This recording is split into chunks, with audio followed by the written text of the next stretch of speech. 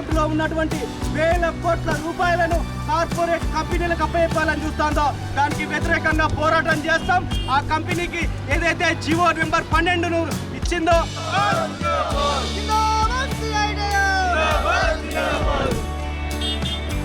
రద్దు చేయాలి. GO number 12ను వెంటనే రద్దు చేయాలి. జీవో నంబర్ 12ను వెంటనే రద్దు చేయాలి. పెండింగ్ క్లెయిమ్లను విడుదల చేయాలి. పెండింగ్ క్లెయిమ్లను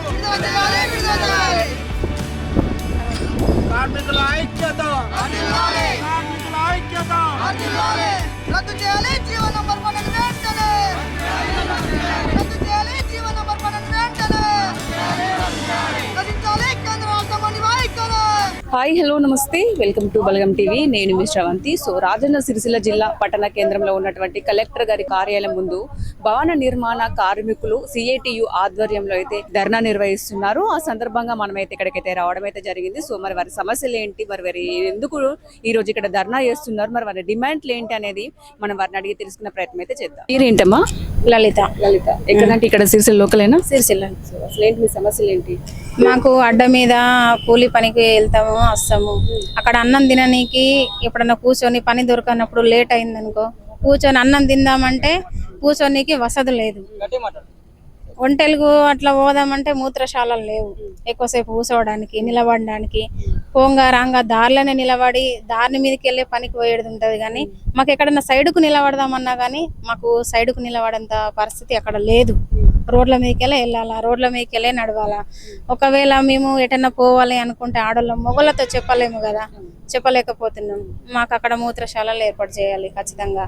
నీళ్లు, మంచి నీళ్లు తాగుదామంటే కొనుక్కొని తాగే పరిస్థితి ఉంది. మంచి నీళ్ళ సలవతి కూడా మాకు లేదు. అక్కడ మంచి నీళ్ళకు కూడా ఒక ట్యాంక్ ఏదో ఏర్పాటు చేయండి, అది మేము కోరుకునేది. ఈరోజు రాష్ట్ర పిలుపులో భాగంగా భవన నిర్మాణ కార్మికుల సమస్యలపై రాజన్న సిరిసిల్ల జిల్లా కలెక్టర్ ముందు ధర్నా నిర్వహించడం జరిగింది. భవన నిర్మాణ కార్మికుల సమస్యలపై భవన నిర్మాణ కార్మికుల చెస్ ద్వారా బోర్డు ఏర్పాటు చేయడం జరిగింది. ఆ బోర్డుకు దాదాపు టీఆర్ఎస్ ప్రభుత్వం ఉన్నప్పుడు అడ్వైజర్ కమిటీ, కార్మిక సంఘాలతోని అడ్వైజర్ కమిటీ నిర్ణయించి అడ్వైజర్ కమిటీ ద్వారానే ఈ వ్యవస్థ నడిపియాలి. కానీ టీఆర్ఎస్ ప్రభుత్వం కూడా అడ్వైజర్ కమిటీ నిర్ణయించకుండానే వారి గవర్నమెంట్ ద్వారానే వారు ఇష్టం వచ్చినట్టు ఈ భవన నిర్మాణ సంక్షేమ పథకాలను నడిపేయడం జరుగుతుంది. బీఆర్ఎస్ ప్రభుత్వం ఉండగా హెల్త్ సెంటర్ అని పెట్టి దాదాపు 750 కోట్లు భవన నిర్మాణ కార్మికుల కష్టాన్ని రాష్ట్ర ప్రభుత్వం దోసుకోవడం జరిగింది. ఆ హెల్త్ సెంటర్ రద్దు చేయాలని, అది కార్మికులకు ఏమీ ఉపయోగపడని పరిస్థితి. హెల్త్ సెంటర్ పెట్టి రక్తాన్ని దోసుకొని పోతుంది, కానీ వారికి సరి అయిన మందులు ఇవ్వమని అడుగుతున్నాం. మేము అలా బీమారికి తగ్గ ట్రీట్మెంట్ ఇవ్వమని అడుగుతున్నాం. ఇవ్వకుండా ఒక రక్తం తీసుకొని ఒక్కొక్క కార్మికుని సొమ్ము 3250 రూపాయలు వట్టి రక్తం తీసుకొని పోయి సొమ్ము ఆ డబ్బును వృధా చేయడం అనేది జరుగుతుంది.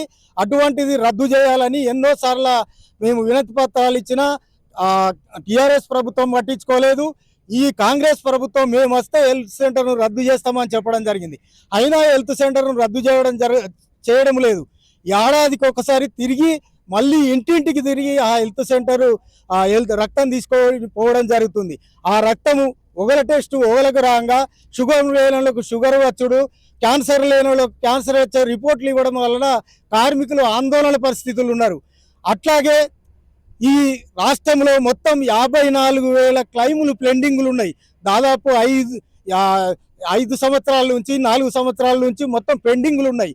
డబ్బులు ఉన్నా కానీ ఇవ్వకుండా, కార్మికుని అందకుండా ఈ కాంగ్రెస్ ప్రభుత్వం వచ్చిన ద్వారా ముఖ్యమంత్రికి అనుసంధానంగా ఉన్న ఇన్సూరెన్స్ కంపెనీకి ఈ ఇన్సూరెన్స్ను సమాజ మరణాన్ని కానీ, యాక్సిడెంట్ను కానీ, కాలు ఇరిగినా చేతి ఇరిగినా ఇన్సూరెన్స్ ఉంటుంది. ఆ ఇన్సూరెన్స్ను ముఖ్యమంత్రి అనుచరునికి ఇన్సూరెన్స్ కంపెనీకి అప్పచెప్పడం జరిగింది.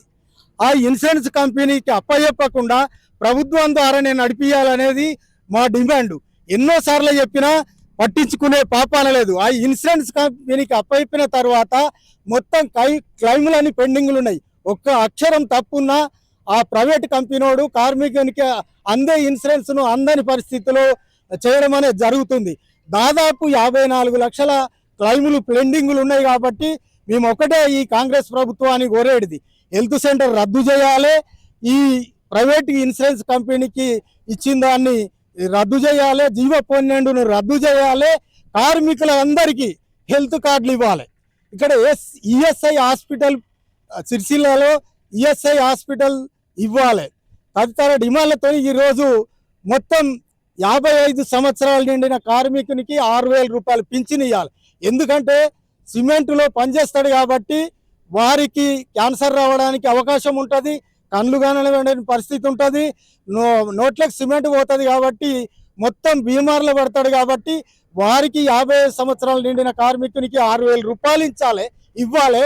అట్లాగే ఇప్పుడు ఇందిరమ్మ ఇండ్లు ఇస్తామని గవర్నమెంట్ గొప్పలు చెప్పుకుంటుంది, కానీ వీరే మొత్తం దేశంలో ఎంతో మందికి ఇండ్లు భవనాలు కట్టిస్తున్నారు. ఇందులో చాలా మందికి ఇండ్లు లేని పరిస్థితి ఉన్నది, జాగాలు లేవు కట్టుకుందామంటే. జాగా ఇచ్చి ఇండ్లు ఇవ్వాలని, అట్లాగే పింఛను తప్పకుండా ఇవ్వాలి, పిల్లల స్కాలర్షిప్ ఇవ్వాలి. సిరిసిల్ల అడ్డ ఉంది, వెమ్లాల అడ్డ ఉంది, అడ్డ మీద మూత్రశాలలు లేవు, క్యాంటీన్ లేదు.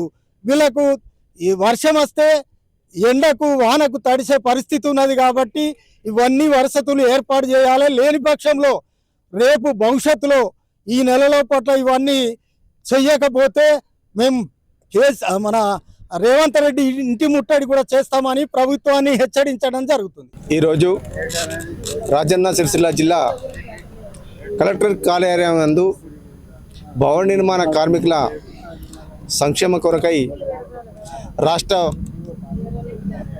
కార్యదర్శి బంగూరు రాములు గారి పిలుపు మేరకు ప్రతి జిల్లాలో కలెక్టరేట్ కార్యాలయం ముట్టడి చేయాలని పిలుపునివ్వడంతో ఆ పిలుపులో భాగంగా రాజన్న సిరిసిల్ల జిల్లాలో ఉన్న 13 మండలాల కార్మికులంతా సమకూర్చుకొని ఈ ధర్నా కార్యక్రమాన్ని నిర్వహించుకోవడం జరుగుతుంది. ఈ ధర్నా ముఖ్య విశేషం ఏమిటంటే ఇన్సూరెన్స్ కంపెనీలకు ఇచ్చిన జీవో 12ను రద్దు చేయాలని, హెల్త్ సెంటర్లను ఎత్తివేయాలని, పెండింగ్లో ఉన్న క్లెయిమ్లన్నీ వెంటనే సమకూర్చి కార్మికునికి అందే విధంగా చేయాలని. ఎందుకంటే భవన నిర్మాణ కార్మికుడు పనిచేస్తేనే భవనాలు నిర్మాణం అవుతాయి, భవన నిర్మాణ కార్మికుడు పనిచేస్తేనే రాష్ట్రంలో ఉన్న ప్రతి పనికి ఈ కార్మికుడు పన్ను కడితేనే ఆ డబ్బులు ప్రజలకు అందరు సమకూరుస్తాయి. కాబట్టి ఈ కార్మికుడు కష్టపడి పనిచేస్తేనే అన్ని రకాలుగా రాష్ట్ర ప్రభుత్వం సుత నడిచే విధంగా ఉంటుంది. ప్రభుత్వము ఈ కార్మికుడు పని చేయకపోతే నీ ప్రభుత్వం నడవలేదు. అయ్యా రేవంత్ రెడ్డి గారు, కార్మికుడు చెమటొచ్చి కష్టపడి పనిచేస్తేనే ఈ డబ్బులు నీకు వస్తేనే ఆ డబ్బులతోటి వాడు ఖర్చు చేసిన డబ్బులతోటే నువ్వు ఈ ప్రభుత్వాన్ని నిర్వహిస్తున్నావు. ఆ కార్మికుడి చెమటతోటి చేసిన ఆ డబ్బుల్ని నువ్వు దుర్వినియోగం చేయడం ఇది బాధాకరమైన విషయం. ఎందుకంటే కార్మికుడి యొక్క చెమటను నువ్వు దోచుకుంటున్నావు. ఆ దోచుకునేదాన్ని చారణమందమైన కార్మికులకు అందే విధంగా ఇంటి నిర్మాణమైనా, ఇల్లు కట్టుకోవడానికి జాగలైనా, హాస్పిటల్కు పోయేందుకు హెల్త్ కార్డులైనా అందించాలని ప్రభుత్వానికి, అదేవిధంగా రాష్ట్ర కేంద్ర ప్రభుత్వం చేస్తున్న ఈ మొండి వైఖరిని ఇప్పటికైనా మానుకొని కార్మికునికి సంక్షేమ పథకాలు అందే విధంగా చేయాలని ప్రభుత్వాన్ని విజ్ఞప్తి చేయడం, డిమాండ్ చేయడం. అదేవిధంగా కమిషనర్ ఆఫీస్ లో కార్మికునికి, భవన నిర్మాణ కార్మికునికి ఒక సీటు నిర్ణయం చేయాలి. కొత్తగా కడుతున్న భవనంలో ఒక కార్మికునికి సీటు నిర్ణయం చేస్తేనే ఆ కార్మికుడు పోయి అక్కడ అడిగి ఆ కమిషనర్ గారి దగ్గరికి వెళ్ళి మా సమస్యలని చెప్పుకునేందుకు అవకాశం ఉంటుంది. ఇప్పటి వరకు ఆ అవకాశం మాకు కల్పించలేదు. ఇకనైనా ఆ కమిషనర్ దగ్గర మాట్లాడే అవకాశాన్ని మాకు కల్పించాలని ప్రభుత్వానికి విజ్ఞప్తి చేయడం జరుగుతుంది. 4 ఏళ్ళు 5 ఏళ్ళ నుంచి పెండింగ్ ఉన్నాయి. ఇవన్నీ పంపిన కొద్దిగా టీసీఎల్ సంతకం పెట్టి అటు పంపిస్తే కూడా మళ్ళీ వాపసు పంపుతారు. క్లైమ్లు 4 ఏళ్ళు 5 ఏళ్ళ నుంచి కార్మికులందరి పరిస్థితులు. అందుకే మీకు కొన్ని షాంపుల్గా పెట్టినాం. వెంటనే కలెక్టర్తో మాట్లాడి ఇక్కడ అధికారులు నా చేతులు లేదంటారు, టీసీఎల్ నేను పంపించినా నా చేతులు లేదంటారు. 4 ఏళ్ళు 5 ఏళ్ళ నుంచి పంపుతూరు కానీ కార్మికులు అందరి పరిస్థితులు ఇక్కడ జిల్లాలో ఇవన్నీ పెండింగ్ షాంపిల్గా ఇప్పుడు ఒక 10-15 ఇచ్చిన దాదాపు ఇక్కడ 400-500 పెండింగ్ క్లైమ్లు ఉన్నాయి. అవి రిన్యువల్ చేయని పరిస్థితి ఉన్నది. కార్మికులు ఎన్నోసార్లు ఇచ్చినాం, అయినా కూడా దాన్ని పట్టించుకునే పరిస్థితి లేదు. కాబట్టి మీరు ఇక్కడ కలెక్టర్ ద్వారా ఐఐటి ఇక్కడ అడ్డ మీద మూత్రశాలలు, క్యాంటీను ఇటువంటి ఏర్పాటు చేయాలి. అట్లాగే ఈ పెండింగ్ క్లెయిమ్ల గురించి కూడా మేము గవర్నమెంట్ కలెక్టరే దీన్ని చొరవ తీసుకొని పంపించాలి.